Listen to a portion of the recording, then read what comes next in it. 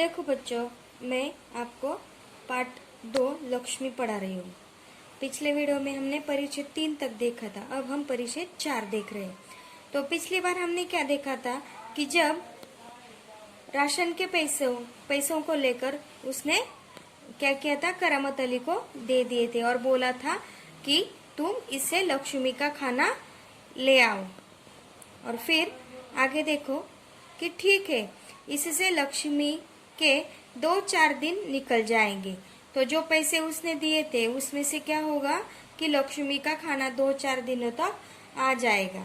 आखिर इस तरह कब तक चलेगा? रमजानी दुखी स्वर में बोली। तो उसने बोला कि जो राशन के पैसे है वो देकर हम लक्ष्मी का खाना लाएंगे, लेकिन 2-4 दिनों तक ही उसका खाना निकल जाएगा। ऐसा कब तक चलेगा? तुम इसे खुला छोड़कर आजमा कर तो देखो, कहते हो तो ऐसा करके देख लेंगे।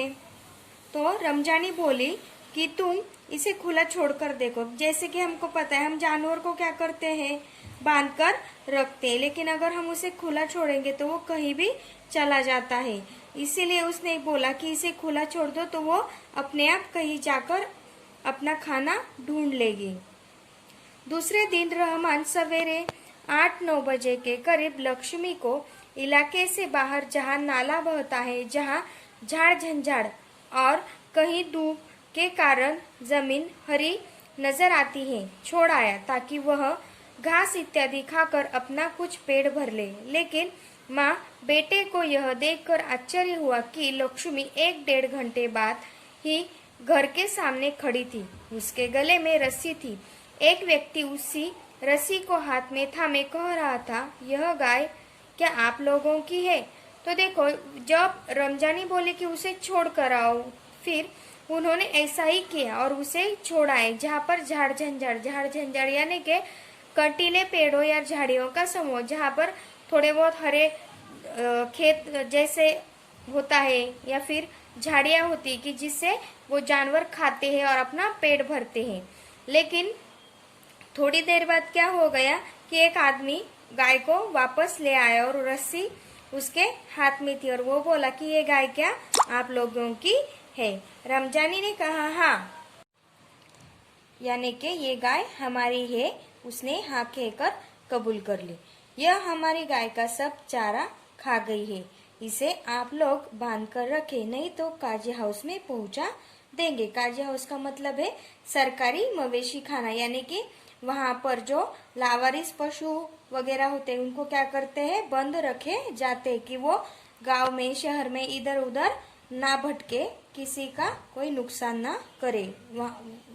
उस जगह को काजी हाउस कहते हैं। तो उन्होंने कहा आपकी गाय ने क्या किया है, हमारा सब चारा खा गया है, हमारी गाय का चारा खाया है, तो इसलिए आप उसे बांध कर रखो और यहाँ वहाँ खुला मत छोड़ो।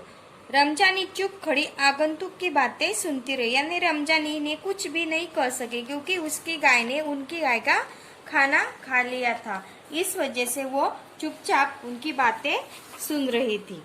आगे देखो, दोपहर बाद जब करामत अली ड्यूटी से लौटा और नहा धोकर कुछ नाश्ते के लिए बैठा तो रमजानी उससे बोली, मेरी मानो तो इसे बेच दो। फिर बेचने की बात कहती हो, कौन खरीदेगा इस बुढ़िया को? देखो कि जब वो करामत अली ड्यूटी से वापस आया तो उसने फिर से वही बात दोहरा दी कि इसे बेच दो। तो करामत अली बोला कि बार बार वही बात तुम दोहरा रही हो, मैं इसे क्यों बेच दूं, कहाँ बेच दूं, या फिर इस बुढ़िया को कौन खरीदेगा? फिर देखो आगे, रहमान कुछ तो कह रहा था, उसे कुछ लोग खरीद लेंगे। उसने किसी से कहा भी है शाम को वह तुमसे मिलने भी आएगा। तो फिर रहमानी ने उसे कहा कि रहमान को पता है कि कौन उसे खरीद लेगा और वो लोग आपको शाम को मिलने आएंगे, वो उसने उनको बता दिया। करामत अली सुनकर खामोश रह गया। उसे लग रहा था सब कुछ उसकी इच्छा के विरुद्ध जा रहा है, शायद जिस पर उसका कोई वश नहीं था। यानी कि रहमान और रमजानी दोनों में ही जो बातें हो रही थी वो सब कुछ वो क्या कर रहा था, करामत अली को वो बताते जा रहे थे। इसलिए उसको अब लगा कि मेरी बात कोई समझ नहीं रहा, या फिर मेरे इच्छा के हिसाब से यहाँ पर कुछ नहीं हो रहा और वो विवश हो गया। करामत अली यह अनुभव करते हुए कि लक्ष्मी की चिंता अब किसी को नहीं है, खामोश रहा, उठा और घर में जो सूखा चारा पड़ा था उसके सामने डाल दिया। तो देखो कि जब करामत अली को ये पता चला कि रहमान और रमजानी दोनों ही उसकी बात मान नहीं रहे हैं, तो इसलिए उसने क्या किया, वो अनुभव करते कि जैसे कि कोई हमारी बात नहीं सुन रहा है। यह सोचते सोचते उठा और उसने क्या किया, सूखा चारा ही क्या किया, लक्ष्मी के आगे डाल दिया। लक्ष्मी ने चारे को सूंघा और फिर उसकी तरफ निशाना पूर्ण आंखों से देखने लगी, जैसे कहना चाहती हो, मालिक यह क्या, आज क्या मेरे फाकने को यह सूखा चारा ही है, दर्रा खाली खली कुछ नहीं।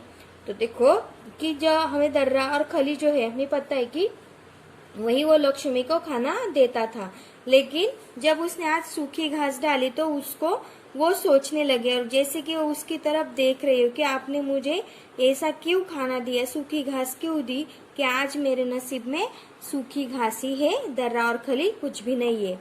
करामत अली उसके पास से उठकर मुंह हाथ धोने के लिए गली के नुक्कड़ पर नल की ओर चला गया। 7-8 बजे के करीब रहमान एक व्यक्ति को अपने साथ लाया। करामत अली उसे पहचानता था। तो देखो उसके बाद उसने क्या किया कि वो हाथ मुंह धोने चला गया और फिर शाम को एक व्यक्ति आ गया, लेकिन वो उस व्यक्ति को करामत अली पहचानता था। इसके पहले कि उससे कुछ औपचारिक बातें हो, करामत अली ने पूछा, क्या तुम गाय खरीदने आए हो? तो देखो कि उसको वो रहमान जो इस आदमी को लाया था उसे वो करामत अली क्या कर रहा था, पहचानता था। इसलिए उसने कुछ औपचारिक बातें, यानी कि जैसे हम आते हैं किसी को औपचारिकता पूर्वक पूछते ना, आप चाय लेंगे, पानी लेंगे, आपको क्या चाहिए, आप कौन है, कहाँ से आए, क्यों, ऐसा कुछ भी नहीं किया। सीधे से ही उसको बोल दिया कि तुम गाय खरीदने आ गए हो। उसने जवाब में जब हाँ कहा तो, बूढ़ी गाय है, दूध नहीं देती, तो क्या हुआ, तुम इसे लेकर क्या करोगे? मैं कहीं और बेच दूंगा। तो करामत अली ने उसे पूछा कि तुम उसे क्या करोगे लेकर, क्योंकि ये तो दूध भी नहीं देती। तो उस आदमी ने जवाब में क्या कहा कि मैं उसे कहीं बेच दूंगा। यह तुम्हारा पुराना धंधा है, मैं जानता हूँ। मुझे तुम्हें गाय नहीं बेचनी। करामत मियाँ ने उसे कोरा जवाब दिया। ये क्या है, एक मुहावरा है। कोरा जवाब देने का मतलब है साफ मना करना। तो उसने बोल दिया कि गाय बेचने का तुम्हारा क्या है, पुराना धंधा है, मैं उसे तुम्हें नहीं दूंगा। देखो परिच्छेद क्रमांक 5। रमजानी करामत के चेहरे के भाव भापती हुई बोली, क्या यह भी कोई तरीका है, आने वाले को खड़े खड़े दुत्कार कर भगा दो। यहाँ पर देखो भापती का मतलब है भापना, यानी कि ताड़ना, रंग ढंग से जान लेना, और दुत्कारना यानी कि धिक्कारना, तिरस्कार करना। कि रमजानी बोलती करामत अली जी को कि यह क्या तरीका होता है किसी के साथ बात करने का, किसी को यह ऐसे कोई धिक्कारता है क्या? तो तुम जानती हो वह कौन है? करामत अली ने कटु स्वर में कहा। जब करामत अली ने उसे धिक्कारा तो रमजानी उसे बोले कि ऐसा तरीका नहीं होता। तो फिर करामत अली बोले कि ये तुम जानती भी हो कि वो कौन है, किस लिए मैंने उससे ऐसी बात की? तो वह लक्ष्मी को ले जाकर वहां बेच आएगा, जहां यह टुकड़े टुकड़े होकर बिक जाएगी। मेरे दोस्त ज्ञान सिंह को इसका पता चल गया तो मेरे बारे में क्या सोचेगा? तो देखो कि उसने बोल दिया कि अगर तुम जानती हो कि वो क्या करता है वो इंसान, मैंने उसे क्यों धिक्कारा, क्योंकि वो क्या करेगा, इस लक्ष्मी को बेचेगा और लक्ष्मी क्या हो जाएगी, टुकड़े टुकड़े में बिक जाएगी। और वो लक्ष्मी कौन थी कि ज्ञान सिंह की अमानत थी। और वो बोला कि वो मेरे बारे में अब क्या सोचेगा। उस दिन करामत अली बिना कुछ खाए पिए रात को बिना बिस्तर की चारपाई पर पड़ा रहा। नींद उसकी आंखों से कोसों दूर थी, यानी कि वो क्या हो गया था, परेशान हो गया था। इसलिए उसने क्या किया, चारपाई पर पड़ा रहा, लेकिन उसने वहां पर बिस्तर भी नहीं डाल दिया। और वो जैसे कि उसकी नींद क्या हो गई कि आंखों से दूर, यानी कि उसको नींद ही नहीं आ रही थी। रात काफी निकल चुकी थी। सवेरे देर तक वह लेटा ही रह गया। कुछ देर बाद करामत अली ने चारपाई छोड़ी, मुंह हाथ धो घर से बाहर निकल पड़ा। लक्ष्मी के गले से बंधी हुई रस्सी खूंटे से खोली और उसे गली से बाहर ले जाने लगा। रमजानी जो दरवाजे पर खड़ी यह सब देख रही थी, बोली इसे कहाँ ले चले। तो देखो, जब ये बात हो गई तो वो रात भर सोया नहीं था और फिर जब सवेरा होने में थोड़ी देर ही थी तब तक वो क्या कहा वैसे ही लेटा रहा, क्योंकि उसके आंखों से नींद दूर कोसों दूर जा चुकी थी। फिर जब उस उठा, उसने क्या किया, मुंह हाथ धो लिए और लक्ष्मी को वहां से खूंटे से निकालकर उसे बाहर ले गए। फिर रमजानी बोली कि तुम इसे कहाँ ले चले। करामत अली ने कहा जहाँ इसकी किस्मत में लिखा है। तो उसने जैसे कि हार ही मान ली कि लक्ष्मी को अंत तक पालने पोसने की, और इसलिए उसने बोला कि उसकी किस्मत यानी कि लक्ष्मी की जो किस्मत है उसे जहाँ ले जाए वो ले जाएगी वहां पर। तो वह लक्ष्मी को सड़क पर ले आया। लक्ष्मी बिना किसी रुकावट या हुज्जत के उसके पीछे पीछे चली जा रही थी। यहाँ पर हुज्जत का मतलब क्या है? वैसे तो झगड़ा होता है, लेकिन यहाँ पर हुज्जत का मतलब है विरोध। कि जैसे कि कोई जानवर को हम ले जा रहे होते, अगर उसकी इच्छा ना हो तो वो क्या करता है, हमें पीछे खींचता है, हमारे साथ बिल्कुल भी नहीं चलता। लेकिन लक्ष्मी यहाँ बिना रुकावट के उसके साथ जा रही थी। वह उसकी रस्सी पकड़े सड़क पर आगे की ओर चलता चला गया। चलते चलते कुछ क्षण रुक कर वह बोला, लक्ष्मी चल, अरे गौशाला यहाँ से 2 किलोमीटर दूर है, तुझे गौशाला में भर्ती कर दूंगा। फिर उसने जैसे कि लक्ष्मी को वो बता रहा हो या फिर लक्ष्मी समझ रही है कि उसे मैं कहाँ ले जा रहा हूँ, इसलिए वो उससे जैसे कि बात कर रहा था और उसे बोला कि मैं तुम्हें कहाँ छोड़ाऊंगा, 2 किलोमीटर दूर क्या है, गौशाला है। गौशाला का मतलब क्या होता है कि जहाँ पर गायें रखी जाती है, वहां पर गायों की देखभाल की जाती है। तुझे गौशाला में भर्ती कर दूंगा, वहां इत्मीनान से रहना। इत्मीनान का मतलब भरोसा, विश्वास, यानी कि उसको वहां पर अच्छी तरह से खाना पानी मिलेगा, उसका कोई उसे काटेगा नहीं, बेचेगा नहीं। वहां तू हमारे घर की तुलना में मजे से रहेगी। भले ही मैं वहां न रहूं, पर जो लोग भी होंगे मेरे ख्याल में तुम्हारे लिए अच्छे ही होंगे। मैं कभी कभी तुम्हें देख आया करूंगा, तब तुम मुझे पहचानेगी भी या नहीं, खुदा जाने। कहते हुए करामत अली का गला भर आया, उसकी आंखों में आंसू उतर आए। यानी कि करामत अली जैसे कि उससे बात कर रहा हो कि जैसे कि लक्ष्मी सब सुन रही है, समझ रही है, उसी तरह से उसको बातें करते करते वो ले जा रहा था। और उसने बोला कि मैं तुम्हें जहाँ ले जा रहा हूँ वहां पर तुम्हारा अच्छी तरह से ख्याल रखेंगे, जैसा उसके घर में नहीं होता था।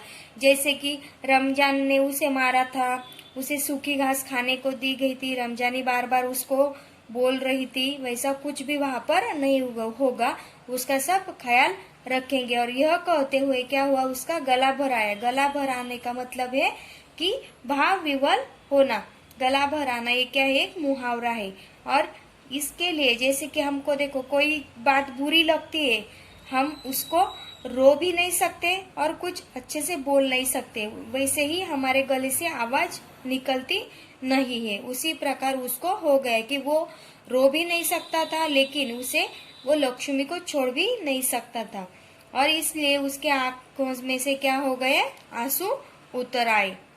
चल लक्ष्मी चल, जल्दी जल्दी पैर बढ़ा। और वह खुद किसी थके मांदे बूढ़े बैल की तरह भारी कदमों से आगे बढ़ने लगा। वैसे तो वो लक्ष्मी को ही बोल रहा था कि जल्दी जल्दी चलो, लेकिन वो उसकी लक्ष्मी को उस गौशाला में छोड़ने की हिम्मत नहीं थी या फिर उसका मन नहीं कर रहा था। और जैसे कि वो ही एक बूढ़े बैल की तरह धीरे धीरे कदमों से चल रहा था, क्योंकि वो नहीं चाहता था कि लक्ष्मी को मैं यहाँ से भेज दूं, क्योंकि वो जो लक्ष्मी थी वो उसके दोस्त की अमानत थी, इसलिए उससे उसका लगाव भी बढ़ गया था। जैसे हम भी अगर कोई जानवर पालते हैं बहुत दिनों तक, तो हमें भी उस जानवर से लगाव हो जाता है, और वो जानवर कोई ले जाता है या फिर हम कहीं छोड़ देते हैं, हमारे घर के कोई आदमी बोलते कि हाँ उसे छोड़ दो, उसके वजह से गंदगी होती, तब हमें बहुत बुरा लगता है कि जानवर भी कभी कभी हमें भी क्या करते हैं, हमसे अच्छा बर्ताव करते हैं। तो देखो बच्चों, इस पाठ में आपने देखा होगा कि पालतू जानवरों से भी हमारा मन लगता है, हमारा दिल लगता है, हम उसके लिए भी परेशान हो सकते हैं, रो सकते हैं, और वो भी हमारे लिए रो सकते हैं। तो आप देखना, ये जो शब्द संसार है और मुहावरे लिखना। धन्यवाद।